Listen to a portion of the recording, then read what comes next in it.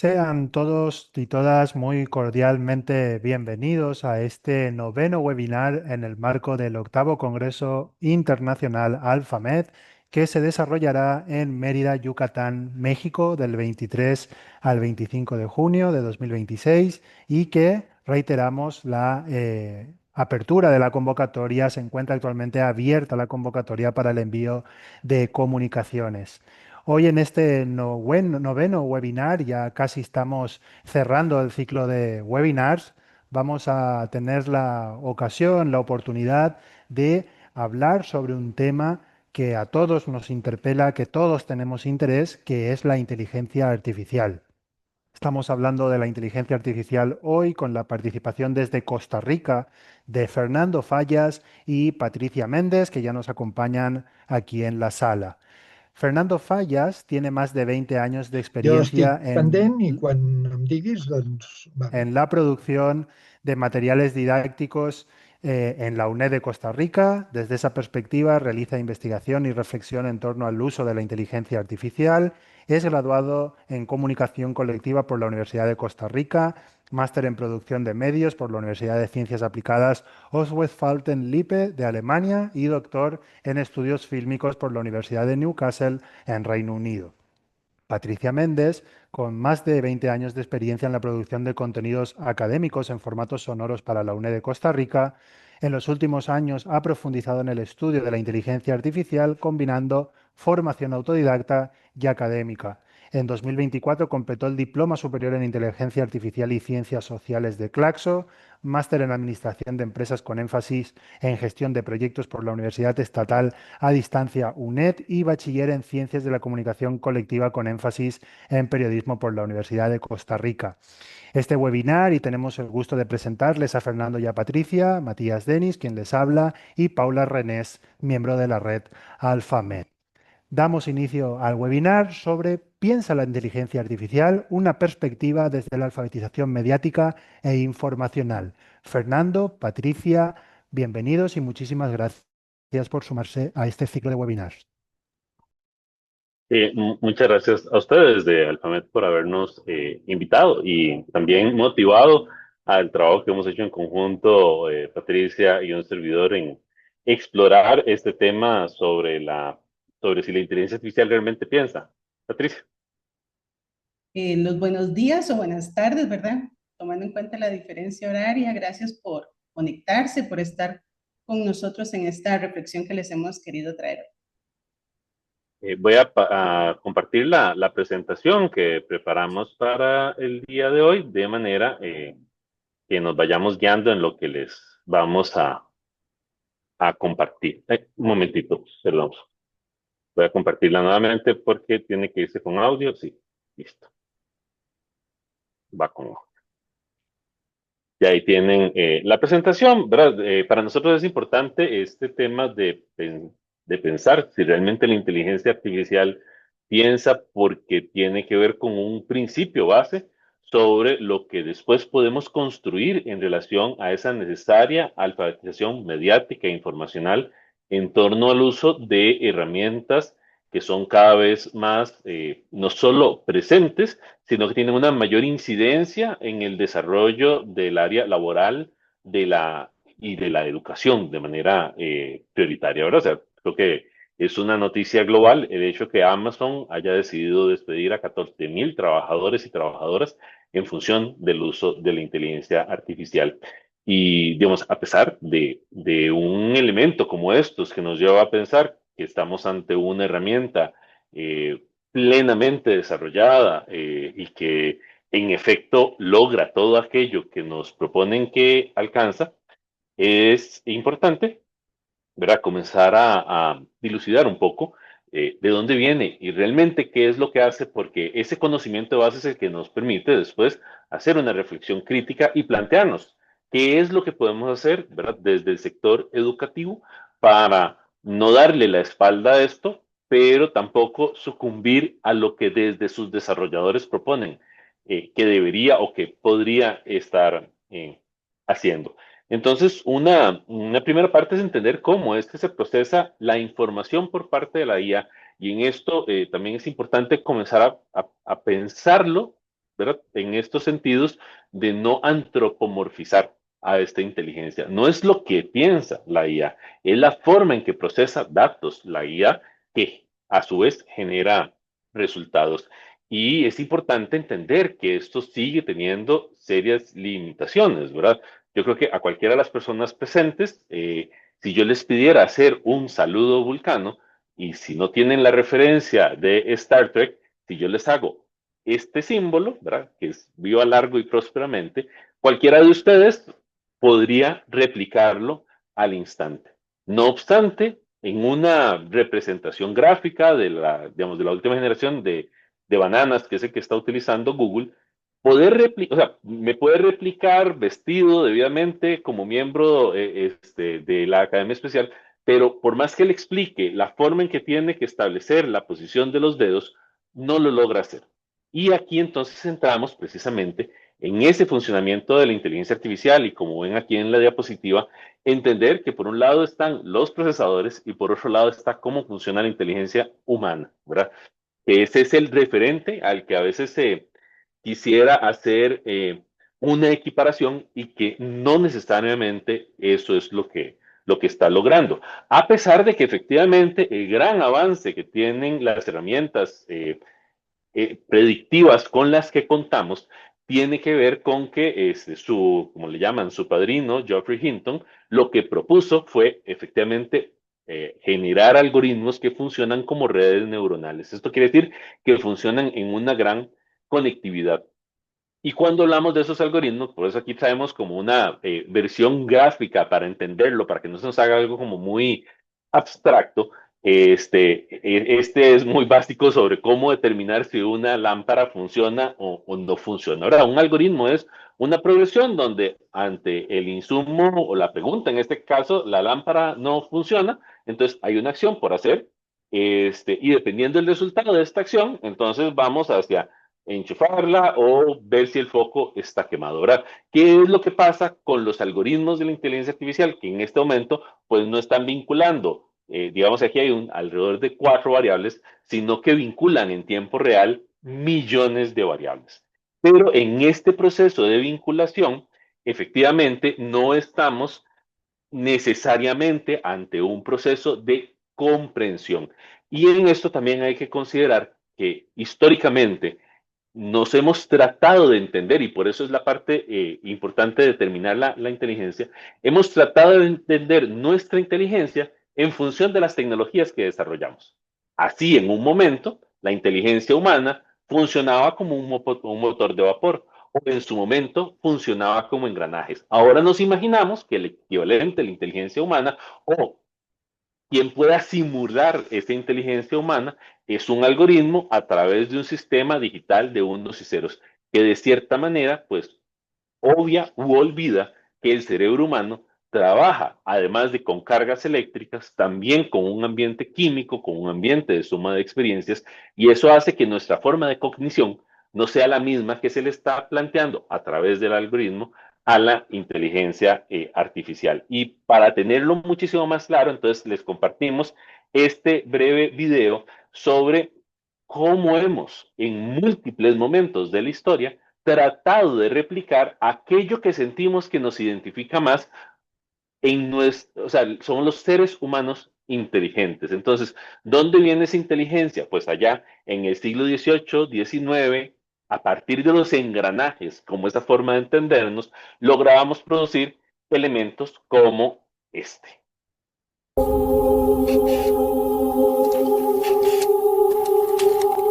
One of the most remarkable realizations of CAM technology is a device in the shape of a small boy.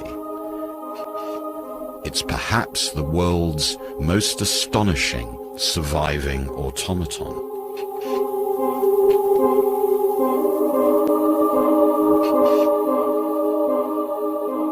What's on this card is a piece of writing made by a 240-year-old machine. One of my favorite machines, one of the most magnificent automata of the 18th century. It's this boy, this writer. He was built in Switzerland by Pierre Jacques-Droz, one of Switzerland's greatest clockmakers. And the aim was, I think, to mechanize reason and automate the passions. Jacques-Droz was about 50 years old in the early 1770s when he designed and built this masterpiece. Inside the boy are almost 6,000 parts. What's astonishing is that every one of these crafted components has been refined and miniaturized to fit completely inside the body of the boy himself. What Jacques-Droz did was to use the technologies of homeostasis, of miniaturization, to build really a true automaton. Inside the little writer is all his source of energy and all the machinery that drives him. He works on his own.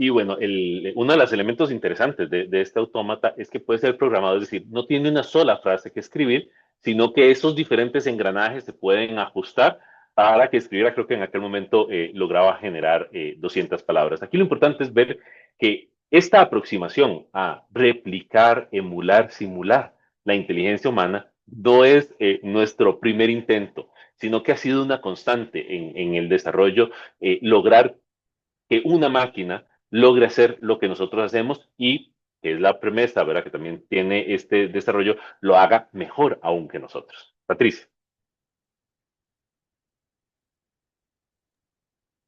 Listo. Bien, en esa necesidad del creador, llamémoslo así, esa necesidad del ser humano de replicar su grandeza, llegó a la creación de la inteligencia artificial. Sin embargo, antes de continuar con la reflexión y como parte de esa reflexión, se nos hizo necesario definir la inteligencia. Hay varias definiciones para lo que es la inteligencia humana. De hecho, no hay un consenso para decir esta es la definición y punto. La que predomina, evidentemente, la de Gardner, con las inteligencias múltiples, pero podríamos mencionar también a Sperman y a Stenberg. Y sin leer las definiciones podemos extraer como palabras claves, ¿verdad? La capacidad mental, el tema intrapersonal, por ejemplo, con Gardner es muy importante y creo yo que en este momento es como fundamental esa posibilidad de introspección hasta para determinar qué nos hace humanos en este momento, ¿verdad?, frente a una réplica tan popular como la inteligencia artificial. En el caso de la definición de Stenberg, yo destacaría ese elemento de la práctica social. ¿Podríamos definir la inteligencia artificial con algún concepto de la inteligencia humana? Pues sí, podríamos definirla, pero nos quedaríamos cortos. Entonces, pues hay definiciones para la inteligencia artificial. Depende el enfoque, depende la fuente. Así vamos a encontrar definiciones, puede ser una definición académica, puede ser una definición corporativa. Hasta encontramos, por ejemplo, la definición de la Organización Internacional de Normalización. Y tampoco no vamos a entrar en la lectura de las definiciones, pero sí en palabras claves. Por ejemplo, eficiencia, tecnología, computadoras, máquinas, sistemas, software, informática, algoritmos. O sea, son palabras que evidentemente no están en la definición de inteligencia humana. Sin embargo, visualizando inteligencia humana e inteligencia artificial como las dos caras de una moneda, donde hay un creador y hay una creación, encontramos una teoría que creo que dibuja bastante bien ese elemento que queremos nosotros destacar de la creación como tal, y es la tesis que planteó en 1998 Andy Clark y David Chalmers, de la mente extendida. La propuesta de ellos es que la mente humana no está limitada al cráneo ni al cuerpo, al cerebro, sino que dependiendo ciertos casos, el ser humano logra procesos cognitivos extendidos hacia objetos externos, como herramientas, como determinados objetos, como personas y hasta entornos. En ese sentido, entonces, podríamos decir que la inteligencia humana siempre ha sido capaz de extenderse fuera de sí misma. Y lo podríamos pensar con el ser humano cuando creó los primeros símbolos. Ya después se extendió esa mente a las herramientas, después se extendió a la escritura, luego a las máquinas y ahora con los algoritmos. Podríamos decir entonces que la inteligencia humana y la inteligencia artificial son esas dos caras de esa moneda. Una, la humana, aporta intuición, aporta contexto, la experiencia, que es muy rica, la ética, esperemos, ¿verdad? Y la narrativa. La inteligencia artificial, como extensión de la mente humana, aporta expansión, aporta precisión en algunos casos, aporta velocidad de procesamiento y sin duda alguna la memoria, ¿verdad? Pero entonces, en ese marco de esta teoría, la inteligencia artificial no sería otra inteligencia, sino que sería una extensión instrumental de la inteligencia humana. Podríamos pensarlo de manera abstracta, como los algoritmos, y podríamos pensarlo hasta de manera literal, pensando en que la inteligencia humana recoge todo el saber de la humanidad en este momento. Entonces, por un lado, la inteligencia humana opera desde la conciencia y la artificial desde la lógica. Finalmente, en este proceso de razonamiento que hicimos, la inteligencia artificial es producto del sueño que tuvo en algún momento el ser humano, de la necesidad que sintió de crear eso y de la concreción de esa inteligencia artificial. Es como un circuito simbiótico donde el creador creó esa inteligencia, pero además ahora se realimenta de esa mente. Eso sí, no podemos perder de vista que no es un oráculo y todavía no es infalible y no es irrebatible. Y ahí caemos a una de las preguntas de nuestra reflexión. Y es si en este momento estamos homologando la inteligencia humana con la inteligencia artificial, o al contrario, estamos homologando la inteligencia artificial con la inteligencia humana. Y Fernando lo dijo al principio, ¿verdad? Es como esa necesidad de replicar la grandeza que el ser humano se percibe. Esta es como una de las preguntas que queremos dejar como flotando a lo largo de la reflexión. Fernando.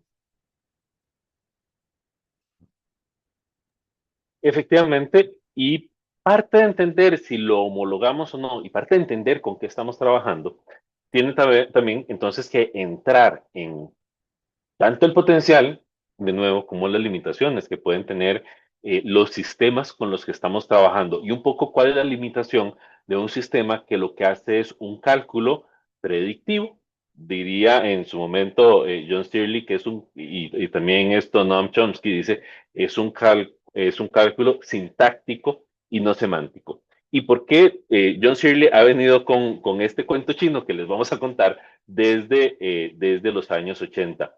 Y es que dice que el sistema de cálculo matemático, la manera en que lo podemos entender sería como que a cualquiera de nosotros nos pusieran sin ningún conocimiento del idioma chino, que es el que él propone en este momento, nos metieran en un cuarto con un gran listado de equivalencias. Ante el ideograma tal, usted va a poner para. Ante el ideograma tal, usted va a poner de. Y es de una manera absolutamente mecánica. Entonces, lo que yo tengo son una serie de combinaciones que aplico directo, pero que no necesariamente es una traducción, porque no me están diciendo qué es lo que dice el ideograma original, sino lo que me están diciendo es qué es lo que debo responder.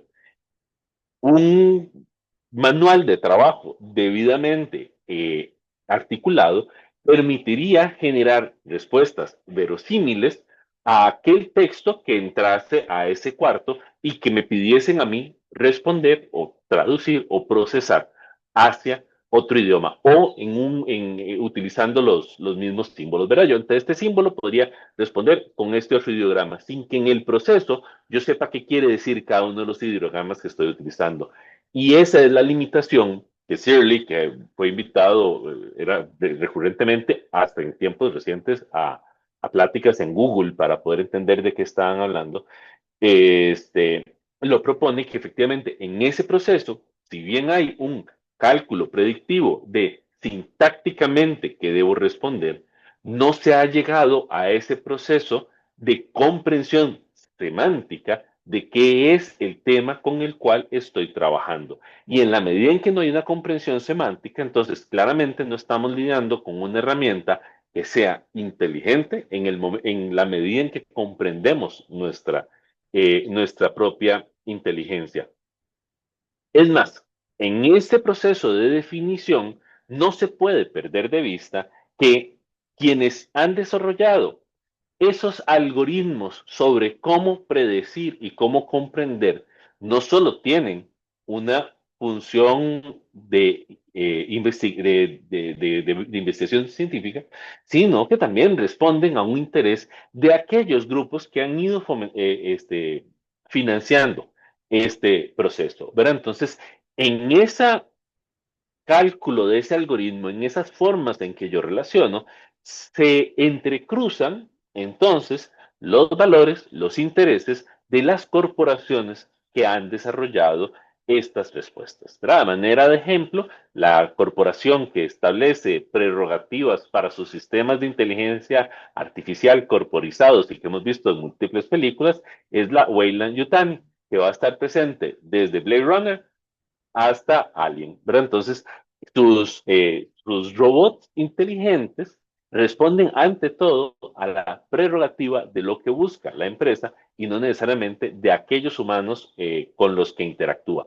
Antes de pretender que esto sea una situación catastrófica, lo que implica es que hay un mayor reto para la alfabetización porque precisamente tiene que dirigirse hacia un interés más humano frente a intereses comerciales de quienes están desarrollando esas herramientas con las que trabajamos. Y, por ejemplo, ¿por qué es tan importante? Porque es el interés de estas empresas el que va determinando cuáles son los sesgos que se analizan, cuáles son los sesgos que se eliminan, cuál es el tono en el que interactúan estas herramientas con las personas usuarios para lograr una mejor respuesta o un mayor tiempo de vinculación, sin que sean excluyentes entre sí. Además de cuáles son las bases de datos que se utilizan para alimentar esas inteligencias, empezando porque, si bien ya pasamos ese punto, en un inicio eran procesos que lo que entendían era el idioma inglés, porque era desde esa esfera desde donde se estaban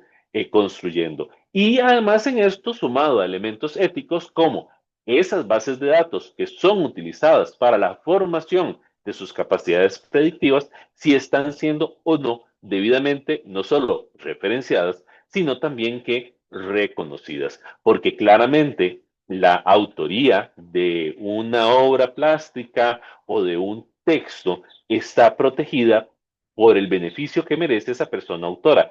Si yo puedo emularla, porque era un documento al que consultó una inteligencia artificial, debería haber un proceso de reconocimiento, que de momento no existe y que hay procesos legales que están viendo cómo lo van a resolver. Entonces, por esto, hay que tener una lectura crítica que nos evite ser cómplices o reproductores de un proceso que podría tener implicado un colonialismo tecnológico, técnico o tecnológico, del cual comenzaríamos a ser nosotros también, no solo arte. También podríamos comenzar a ser objetos de ese colonialismo porque nos acostumbraríamos a un tipo de respuesta, a un tipo de fuentes consultadas, implicando una configuración de nuestra perspectiva mundo, sobre todo en la medida en que se vuelven elementos tan centrales. Y en esto, pues no hay que olvidar que, de momento, los intereses que están detrás de este desarrollo es un sector privado de aquellos que se ubican en los escalafones más altos de acumulación de riqueza en el mundo. Una acumulación de riqueza que, como mencionábamos al inicio, está asociada con una pérdida de espacios laborales. Entonces también, ¿verdad? Por eso es que es importante ir más allá que capacitar en el uso de herramientas que serán interfaces temporales y que siguen dejando en vulnerabilidad a la persona usuaria si no desarrolla sus habilidades para moldear en lugar de ser simplemente un usuario de estas respuestas, ¿verdad? Porque como aquí lo ven, por ejemplo, nosotros lo tratábamos de poner en una escala para conmensurarlo. En el caso del contexto del que venimos Patricia y yo, Costa Rica tiene un PIB anual de alrededor de 93.000, 95.000 millones de dólares. La riqueza de Elon Musk son 5 años, un poquito más de 5 años de lo que generan 5 millones de personas. Entonces, también en esto hay un elemento muy fuerte de cómo estas representantes industriales tratarán de reproducir aquellas condiciones que les han permitido acumular la riqueza a través de las herramientas que nos están facilitando.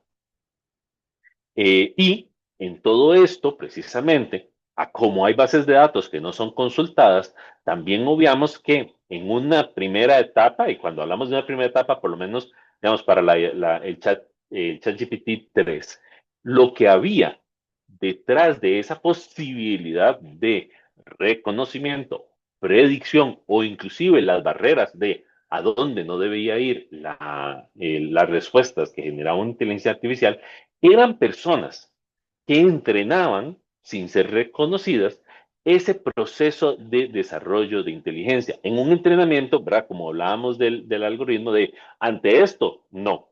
Esta imagen es un perro y esta imagen también es un perro. La manera en que las empresas han tratado el trabajo de estas personas, para que no se reconoce una autoría, nos parece a nosotros que es importante entonces hacer la reflexión de otros procesos en el que este tipo de trabajo también ha estado invisibilizado. En el español le llamamos a esto, en el ámbito de la escritura de novelas, el negro literario. El negro literario es una persona, como aquí viene en la diapositiva, que en su momento inauguró, o tal vez fue un gran usuario de esta figura, Alejandro Dumas, que es yo doy el primer paso de una idea y se la entrego a alguien más que la va a desarrollar, yo reviso, hago correcciones, pero la salida de esa idea sigue siendo mía. Y esa persona que está en medio es el negro literario, en inglés se le llama ghostwriter, pero aquí lo importante es, cuando hablábamos de las acciones colonialistas,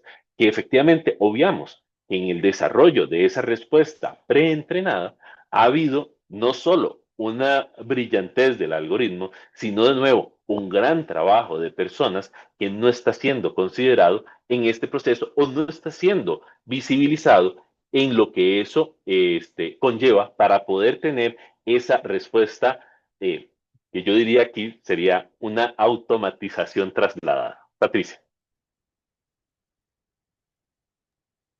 Y voy a ser muy puntual con los ejemplos y las investigaciones porque todavía nos falta y creo que ya nos estamos aportando en el tiempo.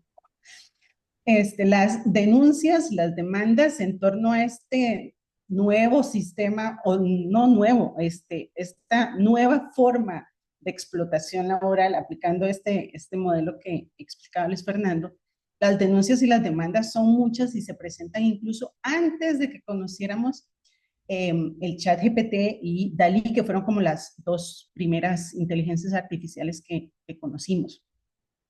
En una nota de The Guardian se habla de trabajadores de Nairobi contratados por OpenAI que tenían la dura tarea de revisar textos e imágenes que ojalá hubiera sido, como dijo Fernando, para describir un perro, sino que ellos tenían que describir escenas gráficas de violencia, de autolesiones, de asesinatos, abusos infantiles y cualquier otro tipo de vejación humana. Las denuncias iban desde los malos pagos, ¿verdad? Pagos de $1 a $2 por hora.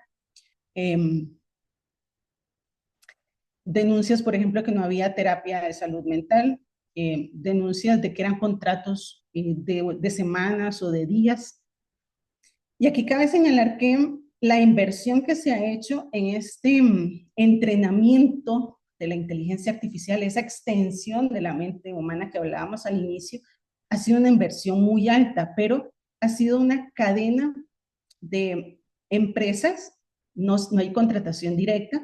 Por ejemplo, OpenAI contrata a una empresa, esta empresa contrata una plataforma, esta plataforma contrata a otra empresa, y se crea toda una cadena de responsables donde se diluye la inversión y finalmente el que hace el trabajo es el eslabón más débil y el que recibe menos dinero. A manera de datos, como para que se den una idea, hay 2 empresas, una radicada en la India y otra en Estados Unidos, que han hecho proyecciones de esa inversión.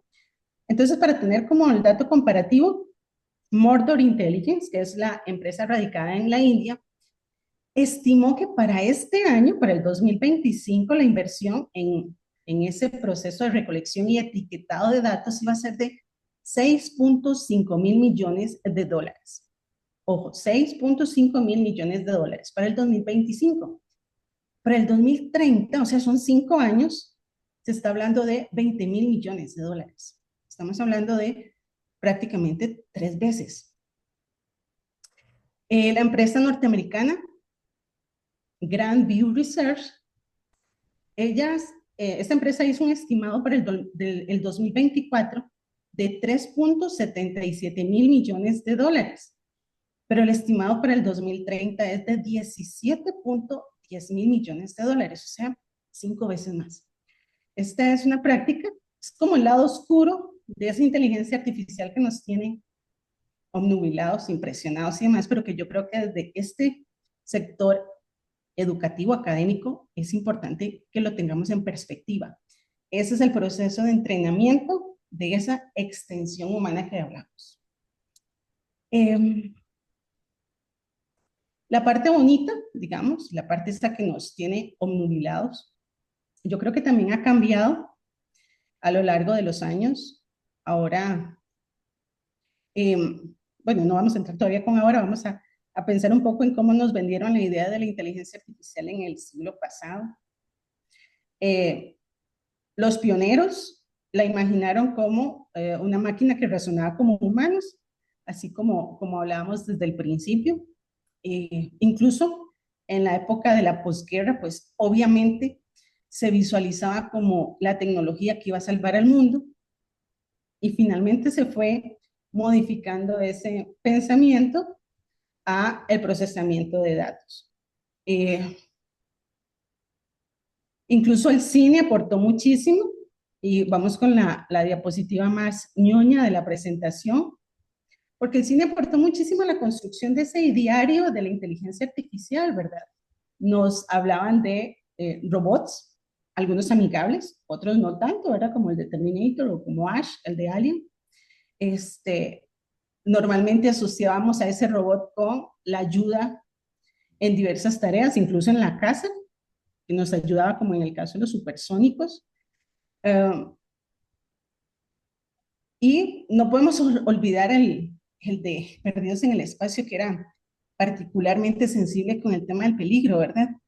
Pero eso fue como el ideario que nos construyeron. El único robot del cine es HAL 9000, que a ese le damos un apartado, porque fue como el primero que nada más tuvo voz, no fue robotizado, no fue con cuerpo robotizado, y que nos presentó uno de los conflictos éticos que quizás todavía perdura, y es el tema ese de la emancipación de la inteligencia artificial. Quien no ha visto la película, pues queda invitado, no voy a hacer más spoiler, ¿verdad? Porque creo que es una película, si mal no recuerdo, finales de los años 60. No es computable, dice Elio. Exacto. En el caso de HAL 9000, se da la emancipación hay todo un conflicto ético y creo que es de finales de los años 60 y ya se presentaba esa inquietud en el ser humano de lo que podría representar la inteligencia artificial y los problemas que nos podía eventualmente traer. Llegamos al 2000, bueno, al siglo XXI más bien, 2025, unos años después de la aparición de las inteligencias artificiales, como un producto de uso masivo, y lo que encontramos de manera casi que nos ha inundado en las redes sociales son las imágenes, los videos, los memes. Pusimos esas 5 imágenes, 3 relacionadas con temas políticos, desastres, desgracias de la humanidad, que es como parte de la reflexión que quisiéramos realizar, ¿verdad? En ese proceso de alfabetización mediática. Si estamos perdiendo un poco de sensibilidad en los procesos históricos, en los impactos de estos procesos históricos, y los estamos trasladando simplemente a memes. Incluso los otros 2, que tienen que ver un poco con esa reflexión de la creatividad, de los derechos de autor, del impacto que tuvo incluso para las mentes creadoras del estudio Ghibli, ¿verdad? Cuando vieron las redes sociales inundadas de imágenes generadas por inteligencia artificial. Eso es lo que vemos en las redes sociales, eso es lo que nos está inundando, y parte de la reflexión es que esa inteligencia extendida es también parte de la responsabilidad que tenemos que asumir. Ya no solamente pensar en la inteligencia artificial como ese oráculo, sino que también ahora somos responsables de lo que publicamos y de lo que consumimos. Y como decíamos en nuestra reflexión particular, Fernando y yo, aquello que le exigíamos a los medios de comunicación tradicionales, radio, televisión, prensa escrita, ahora nos lo tenemos que exigir a nosotros mismos en la publicación que hacemos en redes sociales de estos contenidos. Fernando. Sí, ahí bueno, estaba un poco como por dimensionarlo, ¿verdad? O sea, que la generación de imágenes ha superado, de imágenes digitales, ¿verdad? Ha superado la totalidad de imágenes fotográficas que se habían hecho en siglo y medio de fotografía. Entonces, ¿verdad? Esto no es, en esta parte yo creo que cuando hablamos de que la inteligencia artificial tiene algunas limitaciones, de que hay que reconocer que no todo es automático, que, ¿verdad? Como les comentaba Patricia, sigue dependiendo de esa contratación de personas que están entrenando para generar las respuestas.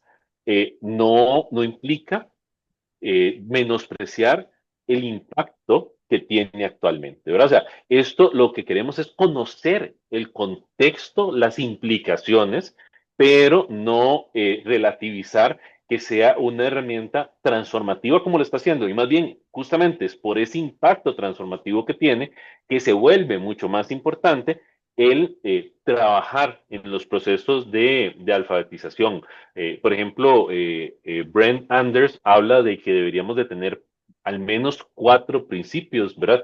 Y un poco lo que construimos con esto tiene que ver con esos principios, que es el ser conscientes o sea, parte de lo que debería tener cualquier individuo es ser consciente de en qué momento está interactuando con una herramienta que tiene inteligencia artificial, tener la capacidad para usar esas herramientas, tener el conocimiento, no solo de usarlas, sino de esto que hemos estado hablando, el trabajo detrás de bambalinas, cómo es que esa inteligencia o esa herramienta llega a hacer lo que hace, y finalmente la suma de esto lo que nos da es la perspectiva del pensamiento crítico, ¿verdad? Que es lo que finalmente decía Patricia, ya no estamos en una comunicación uno a uno, generamos comunicación social masiva desde la individualidad. Entonces, por lo tanto, tenemos que ser conscientes del impacto que tiene un mensaje que no le dije a mi amigo o mi amiga, sino que abría el mundo, del impacto a nivel ambiental, del consumo de recursos que tiene esto, y también del impacto a nivel humano, de aquellas personas que tienen que entrenar estas inteligencias y también en la medida que estas inteligencias aprovechan del conocimiento del acervo cultural sin hacer un proceso de redistribución de la riqueza que se genera en este proceso. Y también en todo esto es tanta capacidad no implica que nosotros hayamos perdido agencia, al contrario, es importante, ¿verdad? O sea, antes que decir que la inteligencia artificial es muy creativa, es ver que sigue dependiendo, porque todavía no es todavía no es generalizadamente un agente. La inteligencia artificial no decide qué hacer. Nosotros le brindamos esa guía respecto de qué es lo que queremos que haga y lo que pasa en medio es una mezcla de todo aquel acervo al que tiene acceso. Un acervo que de momento está limitado a aquello que está en Internet. Entonces también por ahí hay varias trampas que esto presenta y que no es un momento para rendir la creatividad humana ante las respuestas automatizadas, sino reconocer, ¿verdad? Que no es la primera vez que esto se propone, sino que inclusive en la obra de 1984, ¿verdad? Ya George Orwell proponía que iba a existir una máquina que generaba aquellas canciones a través de una base formulaica que eran de consumo masivo, ¿verdad? O sea, esta perspectiva de que la creatividad se puede mecanizar no aparece con la inteligencia artificial, ha estado previo y tiene que ver precisamente con eso. Tiene que ver con cómo cae en esquemas repetidos, requemados, donde aquí el gran valor está, como humanos seguimos teniendo un margen de competencia si efectivamente no rendimos nuestra posibilidad creativa y nuestra posibilidad crítica a la simplicidad de un proceso de respuesta ágil, automática, y masiva. En esto, entonces, ¿verdad? Es precisamente porque nosotros proponemos que a través de esta reflexión viene. Disculpa, Sí, Fernando. yo sé que ya me quedan como 6 minutos, Nada, ¿verdad? 5 minutos, nada, tranquilo. Ok, Gracias, perfecto. gracias. No, dichosamente, estamos en las dos últimas filminas para poder dar espacio a la Perfecto, parte de las perfecto. preguntas. Gracias.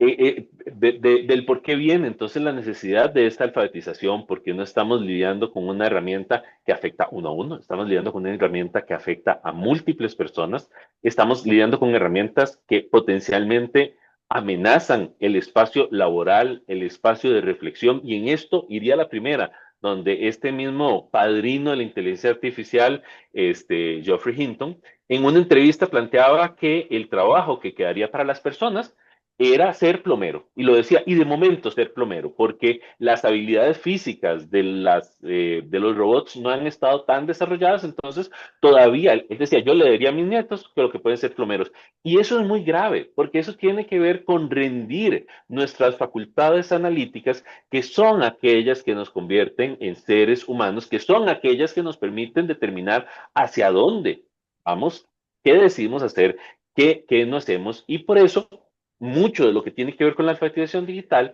tiene que ver con la perspectiva ética de su uso, ¿verdad? Porque, por ejemplo, hay un trabajo que se está haciendo a través de fondos de la Unión Europea, los fondos Erasmus. Una de las cosas que está proponiendo se llama RAF.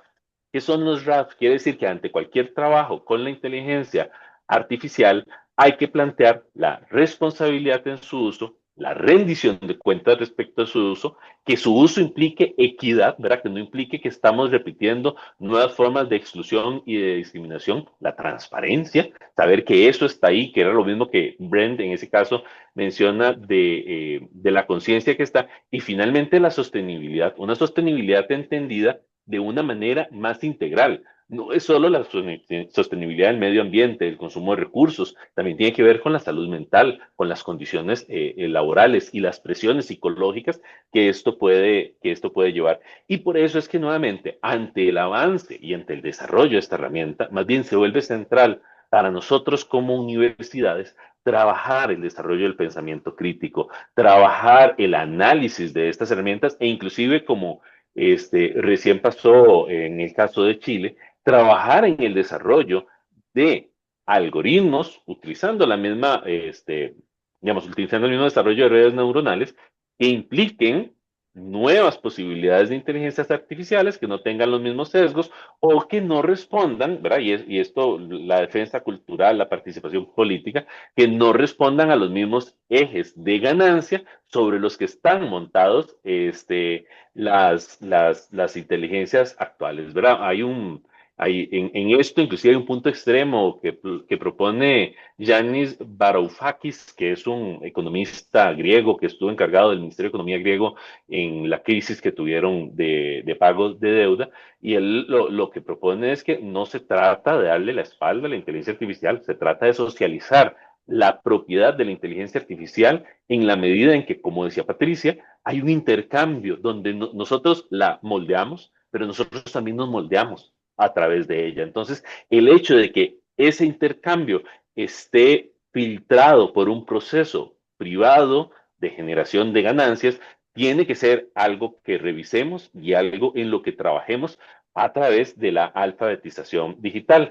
No vaya a ser, ¿verdad? Y ya para darle paso a las preguntas y comentarios que ustedes tengan, que perdiendo la orientación hacia el humanismo, en lo que tengamos que confiar es en una llamarada solar para volver a adorar al sol en la medida en que nos libere de una potencial inteligencia que quiera venir a esclavizarnos, ¿verdad? Ese es un extremo, ¿verdad? Que de nuevo nuestro interés no es poner a la inteligencia artificial como el gran peligro, pero sí hay que dimensionar y hay que entender que personas que han estado en el desarrollo de esta inteligencia artificial, como puede ser el caso de Christopher Di Carlo y de Mustafa Suleiman, que inclusive él trabajó en el desarrollo de la inteligencia artificial que logró ganar en Go, ellos son muy vocales respecto a que hay que ponerle rieles y frenos antes que pueda haber un desarrollo con el que nos cueste un poco más competir y que implique un riesgo para la seguridad de todos. Listo, Paula. Muchas gracias, Fernando, Patricia. Ha sido un placer compartir con vosotros este webinar sobre inteligencia artificial, alfabetización mediática y digital. Y agradecer a todos los asistentes también, a mis compañeros, bueno, pues acompañarnos, ¿no? Hoy, esta tarde en España, esta mañana en muchos otros países, para abordar un tema complejo, un tema que nos afecta a todos de forma profesional, académica, incluso también personal. Y agradecer también a los compañeros que han estado interviniendo en el chat, a María Ángeles Triviño, a Elio Leturia, a Juan Muñoz, que también nos está aquí acompañando. Y vamos a felicitaros también, como trasladan aquí muchos de los compañeros, y vamos a lanzar algunas de las preguntas de reflexión y debate. Una de ellas viene de nuestro compañero Juan Muñoz, ¿no? En el que nos dice: el sueño de una sociedad ideal que trascienda el pensamiento y extendido no es nuevo.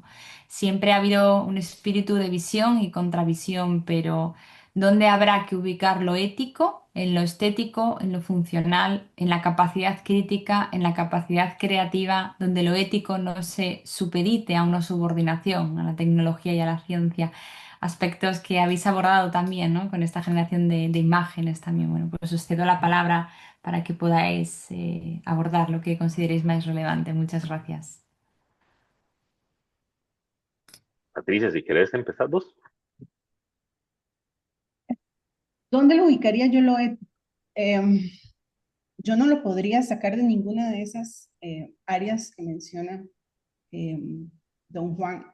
Para mí el tema ético tiene que ser un tema transversal. Lamentablemente la sociedad en la que vivimos, y bueno, me voy a referir solamente a la sociedad que conozco, ¿verdad?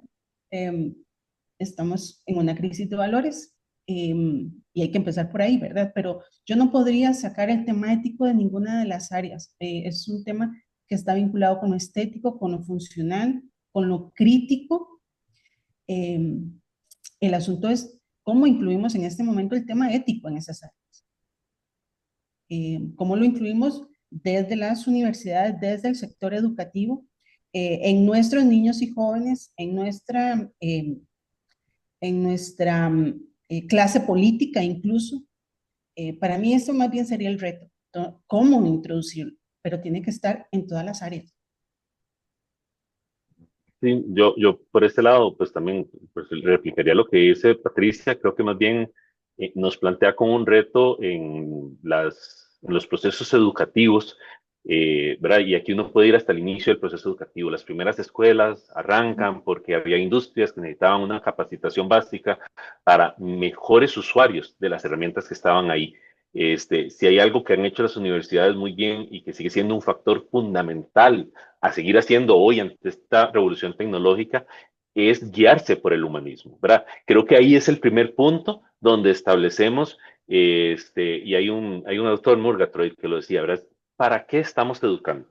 Estamos educando para una empleabilidad directa, estamos educando para ser mejores usuarios de sistemas que nos vienen, pues no digamos que impuestos, pero ¿verdad? O sea, nos vienen a través de dinámicas externas y tienen que ver nada más con una maximización de las ganancias, o el sistema educativo a lo que va es a poder forjar mejores personas que por supuesto aporten económicamente, pero sobre todo que reflexionen en relación con la empatía, la solidaridad. Hay muchas cosas que no solo damos por sentados, sino que dejamos pasar.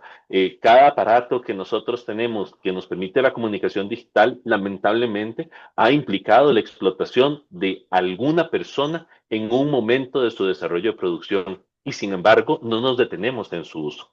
Es importante retomar esa guía ética, ese humanismo, también para las transformaciones de las universidades, ¿verdad? O sea, si vamos a entrar en formaciones más cortas, estamos entrando en formaciones más cortas porque eso genera personas más críticas o porque eso nos pone mejor con los mercados, ¿verdad? Entonces, son preguntas que tenemos que plantearnos antes de simplemente lanzarnos a la ola. Y aquí me voy a adelantar a la pregunta que ponía el compañero Otoya Fiorella, bueno, es que son cuatro nombres, entonces no sé si es Otoya Fiorella y Anay Fernández, me disculpo por no lograr dilucidar bien el nombre, pero yo creo que sí es importante esto, ¿verdad? No le demos la espalda a que existen estas herramientas, pero tampoco pensemos en que son más de lo que realmente son.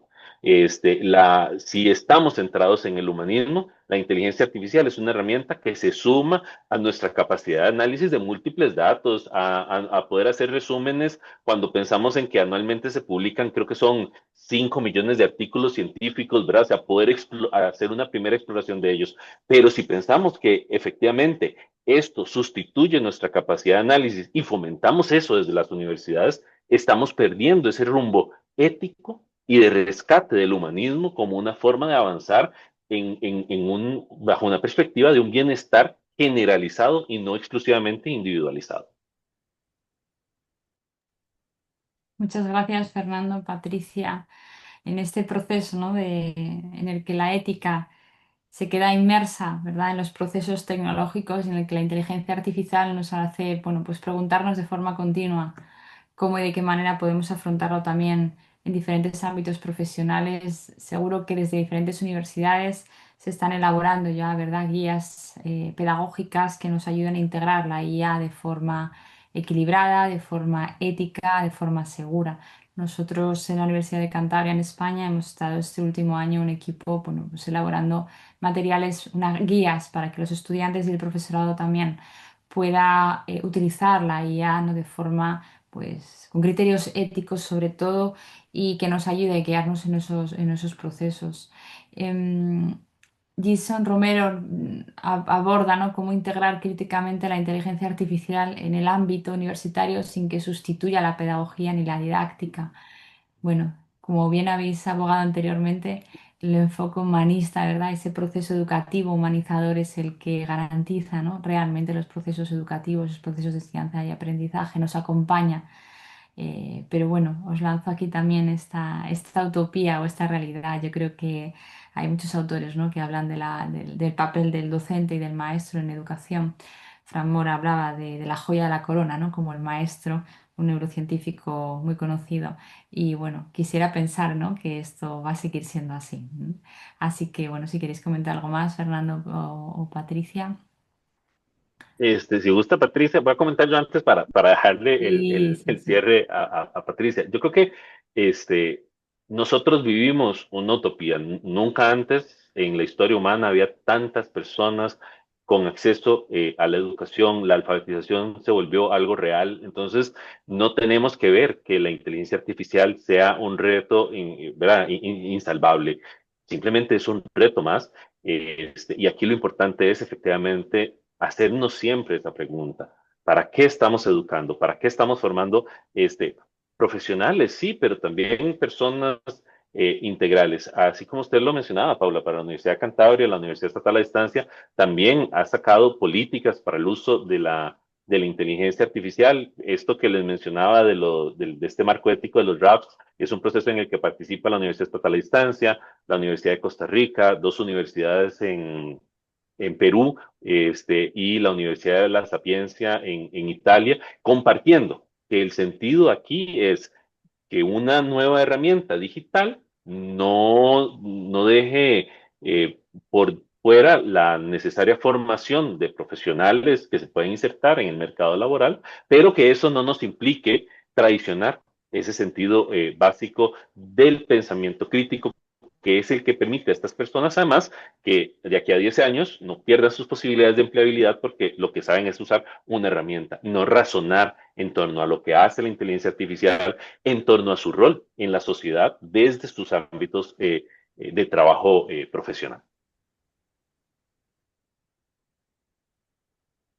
Muchas gracias, Fernando. Patricia, no sé si quieres hacer alguna intervención más, sino para ir cerrando la sala. No, está bien, adelante. Muy bien, pues agradeciendo desde Jensi Campos las aportaciones, desde Damia también, ¿no? Que nos invita a fomentar buenos hábitos, ¿verdad? Creativos, contenidos que respondan a una IA ética. María Ángeles Treviño, muy interesante, nos queda un camino por recorrer. Este es un ejemplo, ¿no? En el que estamos compartiendo todos y todas, un reto más, ¿no? Y hay que convivir con ella y convertirla, ojalá, ¿no? Y seguro que es una buena herramienta, que eso no deja, ¿no? Que sigamos cuestionándonos en todos los lugares, en todos los países, las mismas cuestiones. Gracias a todos y a todas que habéis estado aquí con nosotros compartiendo este webinar con Patricia Méndez y con Fernando Fallas. Ha sido un lujo. Y dos anotaciones sencillas antes de dar cierre am, a este jueves de noviembre. Bueno, pues recordamos dos cuestiones y es que nos encontramos casi en el cierre del ciclo de webinars. Nos queda el 11 de diciembre con la doctora Susana de Andrés otra intervención, que es el rol de la educación mediática en la deconstrucción de la violencia simbólica desde la perspectiva feminista. Con ella, bueno, pues cerramos este año, pero se abrirá otros espacios de diálogo y más webinars hasta la celebración del Congreso de 2026, que como mi compañero también Matías os comentó al inicio del webinar. Bueno, pues nos vemos en Mérida, en Yucatán, en México, entre el 23 y el 25 de junio. Ya están abiertos los plazos de recepción de comunicaciones hasta el 30 de diciembre. Os animamos a participar. Nos vemos pronto. Y si alguien tiene alguna duda relacionada también con los webinars, simplemente recordamos el tema de los certificados, que los participantes que asistan de manera síncrona a 5 o más webinars y presenten un resumen de 15 líneas por sesión, bueno, pues podrán obtener el certificado de participación y aprovechamiento equivalente a 10 horas. Quienes complementen 8 o más webinars tendrán el certificado de 20 horas y todo se realizará esos certificados a partir del 13 de diciembre. Un placer por estar aquí, por vernos también las caras, a quienes habéis puesto las cámaras, a quienes no, bueno, pues mucho ánimo porque seguro que estáis con trabajo, con agenda, con desplazamientos. Agradecemos vuestras conexiones. A Fernanda y a Patricia, gracias por compartir y a mis compañeros también que están al otro lado de la coordinación, a Matías, a Patri y a Eli. Pues nada, nos vemos muy prontito y es un placer veros a todos y a todas. Gracias, hasta pronto.